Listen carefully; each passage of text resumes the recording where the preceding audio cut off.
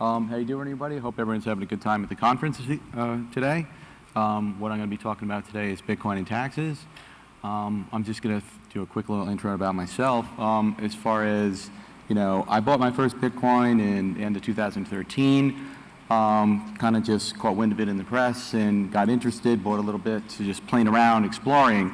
Once I really realized what Bitcoin was about and that essentially the revolution that it represented, I kind of fell down the rabbit hole and just got fascinated, learned more and more. Since I'm a tax person, in March of last year, when the IRS came out with a notice explaining how you handle Bitcoin and taxes, I was pretty pleased because now I knew what to do with my own transactions. So from there, I'm just going to move on a bit. Okay. Just a quick bit about who my company. We do tax preparation and planning, Bitcoin tax services for businesses, individuals, which means if you're a miner or you're a trader, developer, if you're receiving Bitcoin in your business, we can help you sort that out. There can really be some international complications with Bitcoin. After all, it is a global digital currency. We can help you with that as well, and we do accept Bitcoin.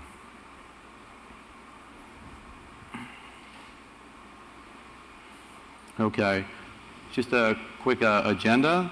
Oh, wait a minute. Great. First, I'm going to cover selling or exchanging Bitcoin. From there, move on to discussing foreign bank account reports and why you may need to file one if you hold Bitcoin. From there, then discuss mining Bitcoin, if you're receiving wages or compensation, or if you're selling goods and services. Okay, here are the key facts that the IRS stated in their notice last spring. You have income on the day that you sell your Bitcoin, you mine it, or you receive Bitcoin for the goods and services. And what you get is the dollar value of the Bitcoin or the other cryptocurrency that you receive on that day. I'd like to note that U.S. citizens and residents, we're taxed on our worldwide income. So what that means is we need to report income from all our sources. If I have an account in, I don't know, Poland, where I used to live, and there's sufficient money in that account, I need to report the balance info on that, any income that comes in there. If I was, for instance, trading on a foreign exchange, this stuff is still reportable. So it really doesn't matter where your activity is going on. You need to let the IRS know about that. Okay. Just briefly, last spring, the IRS issued a notice about Bitcoin. They call it a convertible virtual currency. Why don't we just call it a crypto? Okay, but that's their jargon. In the notice, essentially, the IRS said, okay, Bitcoin is a new asset. It's a new asset class. We're going to clarify how our existing body of tax law applies to this new type of asset. The IRS said Bitcoin is property. So for most purposes, it's going to be treated as a capital asset. The treatment for buying and selling is identical to a stock. And I'll go on to that in a moment. I'd just like to note that the IRS has had a year now to update their instructions for the forms. So Bitcoin is mentioned on the instructions for an individual tax return, for a 1040, for reporting your gains and losses, and on for other forms like a W-2, which most of us have got at some point in our lives.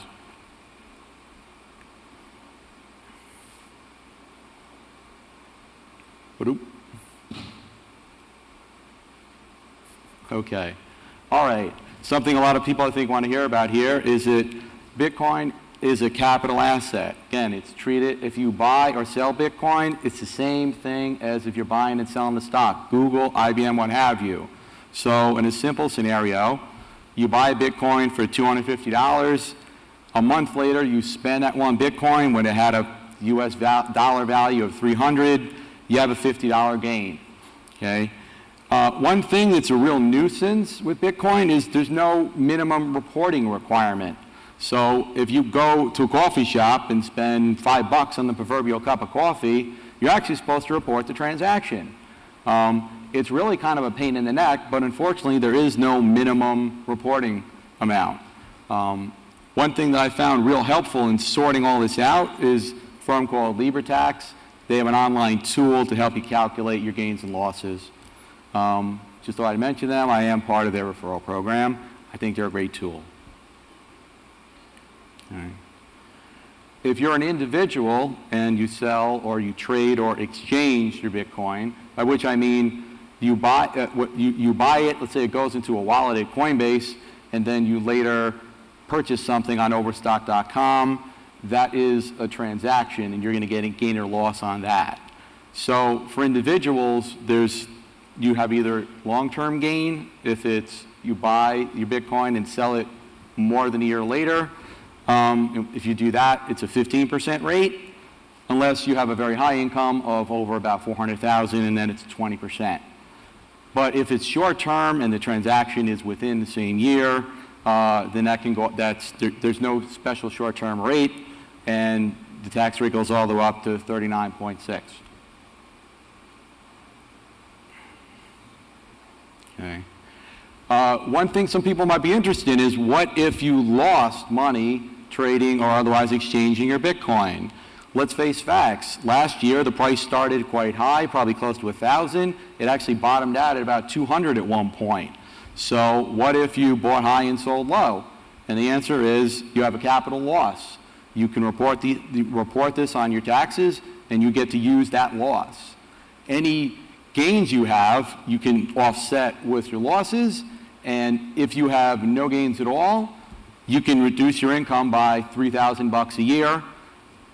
And if it's more than the $3,000, it carries forward forever. So if that happened to you, you can still pick up the loss. Of course, I would like to add, you need to report it. From speaking to different parts of the community, let's be realistic, a lot of people aren't reporting what they're doing with Bitcoin. The choice, let's be serious, okay? The choice is up to you, but the IRS has spoken on this, and the tax deadline is April 15th. If you haven't sorted this out yet and you still need to file, I'd suggest you do an extension and get yourself some more time. Okay. If a business is selling or trading Bitcoin, there are no special long-term gains rates. It's going to be the same gain or loss calculation that you need to do. You look at the cost basis in dollars when you purchase that coin, and then what was the value in dollars when you exchange it. That's how that works. Okay. One other topic that people kept asking me about, and this is something that, frankly, the IRS hasn't spoken directly to this. What I've been talking about here is, if you purchase your Bitcoin with fiat dollars in our country, and then you later exchange it for goods or services or other dollars, well, what if you purchase your Bitcoin and then take it and exchange it for a different cryptocurrency, and then later take that second currency and cash that out to something else? It's not so uncommon. People do this all the time. I've talked to people who have these questions. So here's a case. You bought a Bitcoin for $250. 2 months later, it's now worth $300. You exchange it for one Austin coin. That's a brand new coin I've got together with some of the friends I met here. We've issued it, and it's out. Okay? So we buy an Austin coin that was worth $300 at that time. 2 months after that, now we sell it for $350. So the question is, well, what happened here? Do we have a like-kind treatment where we have a linked transaction where you have $250 cost basis and then you end up selling out for $350, and that's when you're supposed to pay your taxes? And I would answer, no, you don't. Each transaction in the chain is individual, and you're going to need to calculate gain and loss on that. Some altcoins aren't real. It's not so easy to sort out what a dollar value is, but basically all coins, their price can also be denominated in terms of Bitcoin. We know what Bitcoin's price is. We can get to a dollar value for these sorts of transactions. If you really want to dig deep into this topic, I wrote a paper on this, and it's in the proceeds of the conference. Okay. As I mentioned, I want to discuss foreign bank account reports and why you might need to do this if you're in Bitcoin. The Foreign Bank Account Report, or FBAR, is required to, excuse me, this needs to be filed if a U.S. person or business has at least $10,000 in all foreign accounts.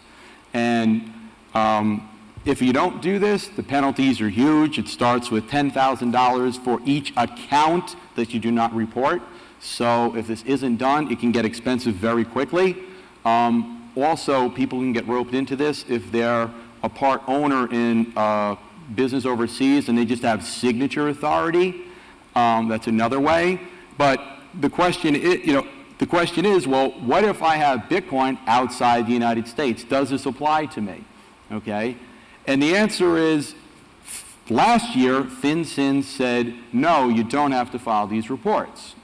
However, we don't know what they're going to do for the 2014 filing deadline yet. This report for last year, it's not actually due until June 30th of this year. So it's really an open question. How does FinCEN treat Bitcoin and other cryptocurrencies for this type of reporting?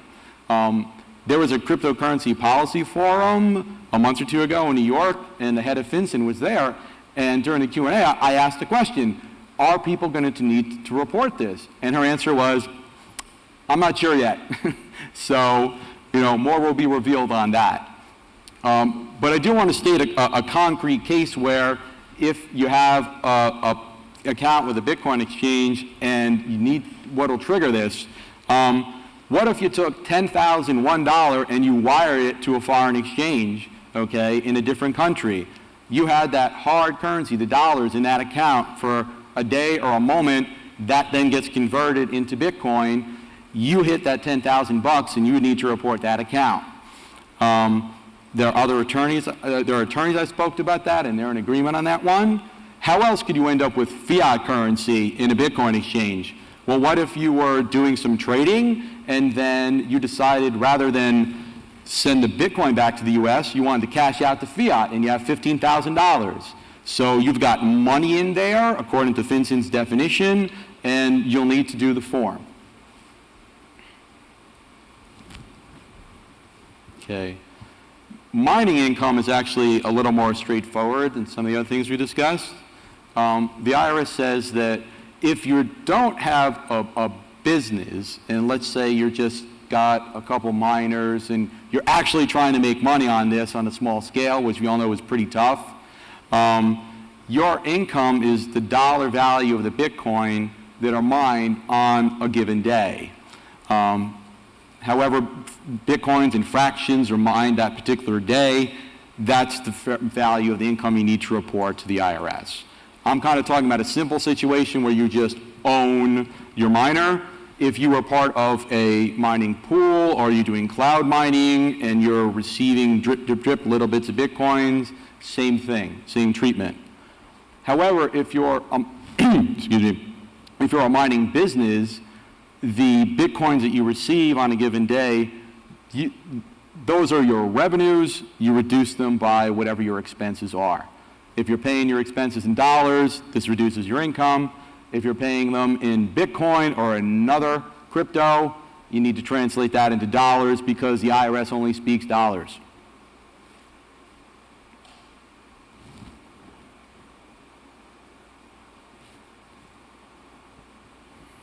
Okay. Also, what if you're working for Bitcoin? The most common scenario that I've come across is when someone's doing some project work and someone sends them $1,000 for something that they do, Bitcoin of $1,000 value. So you're an independent contractor.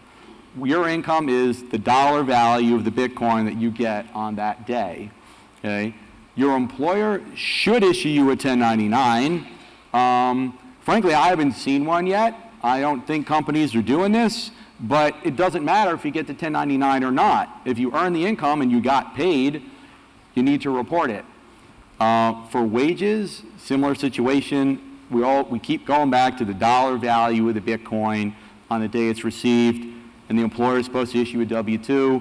The IRS actually stated this explicitly in their notice last spring. What I want to emphasize here is it's a two-step transaction. When you receive that $1,000 of Bitcoin, you have ordinary income, but you also have a cost basis of $1,000 in a capital asset. So you got your $1,000 of Bitcoin, and now, unless you exchange it on that first day and immediately cash out to fiat, where you get that exact dollar value, when you then take that Bitcoin and exchange it, buy other cryptos, buy this, buy that, you need to book a gain-loss transaction on every step of the way. It's a pain, but unfortunately, those are the rules.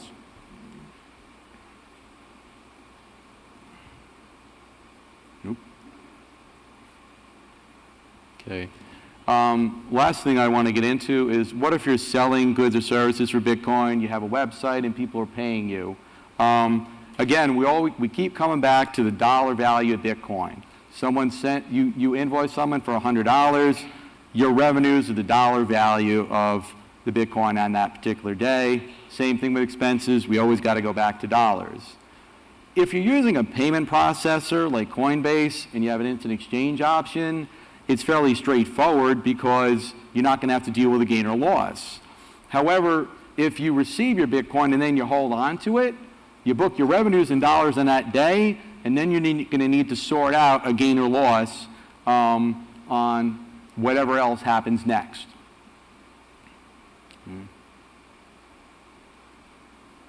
I'm actually just about wrapped up, and just want to throw out a little disclaimer that I just provided general tax information. For further detail, every tax situation is individual. You need to speak to an advisor. I'd like to open it up for a Q&A. If anyone has any questions on any of this, feel free. I'd love to hear what you have to say. I hope I can answer your question. Thank you so much. How you doing? For the very informative lecture. Thanks. I have two questions. One is, let's say I do a project. I get paid in Bitcoin, $1,000 worth of Bitcoin. Okay. And then it goes down in value compared to the U.S. dollar. Now, okay. I actually... So you received the Bitcoin and you held it. Oh, right, exactly. I receive the Bitcoin, hold on to them. Right. And they drop in value compared to the U.S. dollar. Now, I can't actually claim that as a loss unless I sell those Bitcoins for U.S. dollars. Is that correct? I have to exchange them for USD to claim Not a loss? exactly, not exactly. But so you receive the $1,000 of value in Bitcoin, and you pick up $1,000 of income there. When you then, now you've got the $1,000 cost basis in that Bitcoin. When you exchange it, that triggers the gain or loss. You don't have to cash out to fiat unnecessarily. You're going to trigger this if you buy another crypto, or if you pay for goods or services, or you buy something. So I want to emphasize that you do need to have a transaction, but whether or not you're actually doing this for dollars or fiat, that's not the trigger. Gotcha. Okay, I see what you're saying. But some sort of transaction then triggers the loss at that point. Right. You need to have a transaction in order to crystallize that loss, and then you can use that. Gotcha. And then my other question is more of a philosophical question. What do you think would be a fairer way for the IRS to Philosophy and taxes, huh? Philosophy and taxes. Okay. All right. Big picture question. So, when you get down to it, as an accountant, I need to deal with what the rules are, even if I don't like them or think they're stupid. And stepping away from Bitcoin, I spent significant time in my professional life doing stuff that the IRS or the government of one state or another wants us to do, knowing that it's frickin' retarded, wasting everyone's time, and don't really mean jack, okay? I'm not a fan of big government, but I live in regulation. That's my world. So, that's shop talk around a CPA firm. Oh, man, can you believe this? That's shop talk, okay? We spend lots of our time dealing with foolish things and forms that, you basically think that people who work for, I'm from New Jersey, the folks at Trenton, there's somebody down there in the state government who wants to justify keeping their jobs, so every year they'll change things a little bit, just enough to make your life difficult, okay, and make sure that they've still got their job. So, going back to actually answer your question, I think it would be fair to have a minimum exception. Let's say $250, okay, in a year, and anything below that, you don't need to do any reporting. There's already in the tax code a similar minimum exception for foreign currency. Now, the thing being that that doesn't apply to Bitcoin because for tax purposes, Bitcoin is property, not a foreign currency. But it would save a lot of headache, okay, for everyone if there was, say, a $250 minimum. So that's the answer to the philosophical question. Thank you. Thanks a lot. So I have two questions. So it seems that everything is done with this sort of obsession that Bitcoin is very volatile, it's going to go up a lot or down a lot. So it seems very bizarre. But I have also a real question. Can you safely deduce from something which would be an income all the expenses which have been paid by your employer or kind of from who you contract some work, so like travel expenses, maybe conference fee, hotel, and so on? I'm sorry, I just want to make sure I fully understand the question. You're asking about expenses versus income? Can you sort of- Exactly. So can you safely, like if you receive 10 Bitcoins as reimbursement of your hotel and travel expenses, do you have to declare anything like this to IRS? Do I have to report to report the exchange rate or? No, to report the fact that you have received additional money as reimbursement of your professional expenses from your employer. Okay, I see what you're saying. So, okay, I work at a Bitcoin company and I attend this conference and I put something on my credit card and they're going to reimburse my expense in Bitcoin. Exactly, okay? exactly. And you're saying, do I need to report that to the IRS? Exactly, yes. I think the answer to that question would be that the way to end up not reporting it would be to run it through a payment processor so that you get the exact dollar value of this so that you receive that Bitcoin and then it gets switched out into fiat that day and then you don't have to deal with a gain or loss.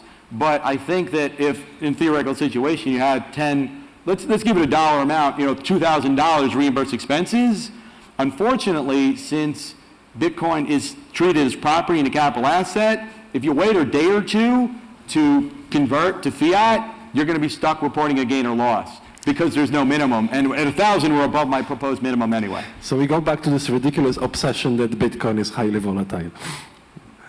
Okay. Yeah. Thank you. Hello, my name's John. Hey, John. In your example, you talked about purchasing a cup of coffee and Right. you're needing to report on every transaction. Yep. Well, one of the beauties of Bitcoin is that we're able to work in these micro transactions where Yes. each transaction may be a fraction of a penny. Yep. And thousands per hour, tens of thousands a day. How are you supposed to report on 10,000 transactions that were each worth less than a penny? You're paying these out or you're receiving these? Which way is it going? Well, it's either way. You say you're making money on some, you're losing money on others. Okay, so essentially the question is, how are you going to report micropayments for whatever reason that you're receiving, whether it's Yes. a business or as an individual? I think the only way to approach it would be to look at the dollar value of the micropayments and to book that, even if they are pennies. Pennies do tend to add up into dollars, which get bigger and bigger. I would want to have to deal with that, but if someone was willing to pay the fees, I'd give it a try. Thank you.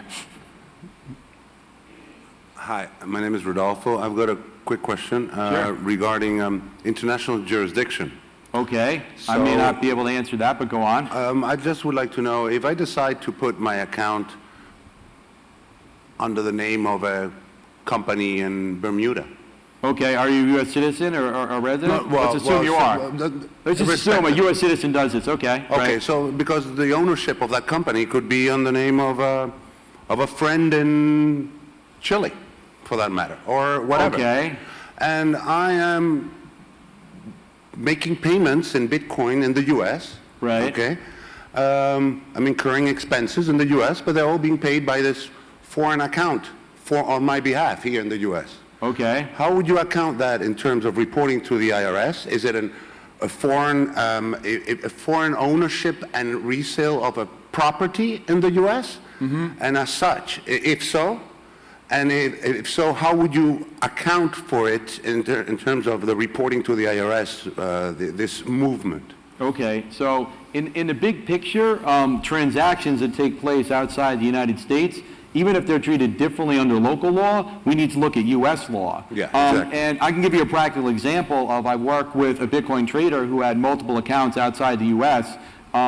The info that we received from those trading platforms is in a different format, but we pulled it into a tool, and because we need to get his trades into a U.S. gaining loss situation. So I guess the big picture answer to your question is whatever occurred in that company, we need to look at that in terms of U.S. law rather than the jurisdiction it's in. Yeah, but that company is because it's a company established in the U.S. Oh, okay. I thought you said it was If the company is established overseas, Right. and it's transacting on U.S. territory, how do you account for that to the IRS? So, all right, I think maybe I misunderstood your question. You're saying you have a foreign entity, Yeah. which is then transacting in the United States. Yes? Okay. Can you fill me a little more? Well, about because this? you see the thing is Hypothetical, about what the you're property doing. law. If you're looking at the property law, okay, so this is why I'm so interested in this Sure. particular aspect, is because here you're selling property, which is actually not a house, okay? So if you're selling a house, it's very simple. The property is Right, it's real located in the property. U.S. It's real property in the U.S. Now, if you're talking about a Bitcoin account, well, it's virtual, okay? Sure. So now, but you are still being viewed under the IRS as it being property that you are buying and selling. Correct. As if you are in the States. But the ownership of that property could be a foreign entity which is essentially transacting on U.S. territory just by paying, buying a Starbucks or whatever. Now, essentially, I think in the big picture to answer this is there is a body of tax law about what if there's a foreign entity with U.S. source income, then I'm just trying to simple example. Yeah. Someone buys a piece of property, Yep. there's 100% foreign ownership, and they rent it. The income from that property gets reported to the IRS in whatever state that they're in. So if there's U.S. source income, then that gets pulled into U.S. law. It's Okay. a fairly complicated, dense, area, but I'm just trying to give a big picture answer. Okay, thank you. And then a quick another question is that if I choose to report my financial statements in Bitcoins, is that possible under U.S. law?